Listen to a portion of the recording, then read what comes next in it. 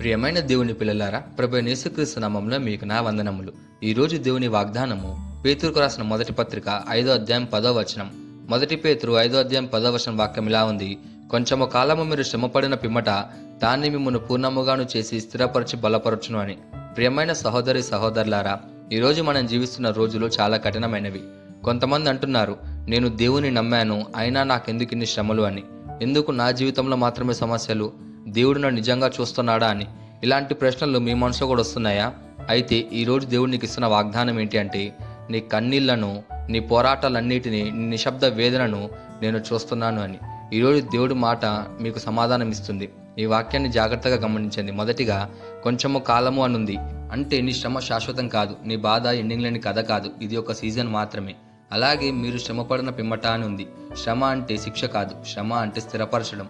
దేవుడు నీలో ఓర్పును, విశ్వాసాన్ని, లోతైన ప్రార్థనను నిర్మిస్తున్నాడు. ఇంకా తానే మిమ్మును అనుంది అంటే మనుషులు కాదు, డబ్బు కాదు, సంబంధాలు కాదు, దేవుడే స్వయంగా నీ జీవితంలో పనిచేస్తాడు. అండ్ లాస్ట్ అండ్ ఫైనల్గా దేవుడు మిమ్మల్ని పూర్ణముగా చేసి స్థిరపరిచి బలపరచును అని. కాబట్టి మీకు వచ్చే శ్రమలు మిమ్మల్ని పడేయడానికి కాదు, నిలబెట్టడానికి మాత్రమే. ఎందుకంటే పడిపోకుండా కాపాడేది మన బలం కాదు, దేవుడే. ఆయన నిన్ను చేతితో పట్టుకొని లేపి నిన్ను స్థిరపరిచి నిన్ను బలపరుస్తాడు. ఇది శిక్ష కాదు, సిద్ధం చేయడం. ఇది పతనం కాదు, ప్రోత్సహించడం. దీనికి ఒక గొప్ప ఉదాహరణ యోబు జీవితం. బైబిల్లో యోబు అనే వ్యక్తి, అతడు నీతిమంతుడు, దేవునికి భయపడేవాడు.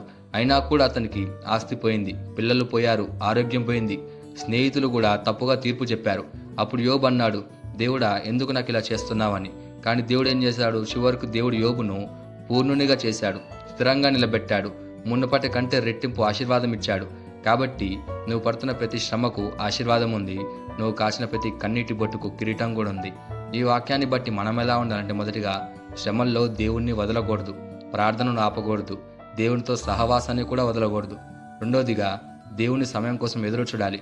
మన టైం కాదు, దేవుని టైమే పర్ఫెక్ట్ అని నమ్మాలి. మూడోదిగా విశ్వాసంలో నిలబడాలి. నీకు వచ్చిన ప్రతి ప్రతికూల పరిస్థితులను చూసి భయపడకూడదు, విశ్వాసంలో ముందుకు సాగాలి. ఒక్కటి మాత్రం గుర్తుపెట్టుకో, నీ శ్రమ నీ భవిష్యత్తుకు బీజం లాంటిది. ఈ వాగ్దానాన్ని మనం స్వతంత్రించలాగున మనం ప్రార్థన చేద్దాం. మమ్మల్ని మిక్కిలిగా ప్రేమించిన ప్రియ పరలోకపు తండ్రి, నీకే కృతజ్ఞతాస్తుతులు వందనాలు చెల్లించుకుంటున్నాం ప్రభా. ఈ రోజు నీ వాగ్దానం ద్వారా మాతో మాట్లాడినందుకు నీకే ధన్యవాదాలు చెల్లించుకుంటున్నాం ప్రభా. శ్రమల్లో ఉన్న ప్రతి ఒక్కరిని నువ్వు చూస్తున్నావు, కన్నీళ్లతో ప్రార్థిస్తున్న వారి మొరను నువ్వు వింటున్నావు. నీ వాగ్దానం ప్రకారం మమ్మల్ని పూర్ణులుగా చేయము ప్రభా. మమ్మల్ని స్థిరపరిచి బలపరచము. మేము శ్రమల్లో తట్టుకునే శక్తిని మాకు అనుగ్రహించము ప్రభా. మేము ఎలాంటి తప్పులు పాపాలు చేయకుండా నీ కోసం ఎదురు చూసే వాళ్ళగా ఉండడానికి మాకు సహాయం దయచేయమని ప్రార్థిస్తూ యేసుక్రీస్తు నామములో అడుగుచున్నాం తండ్రి. ఆమేన్.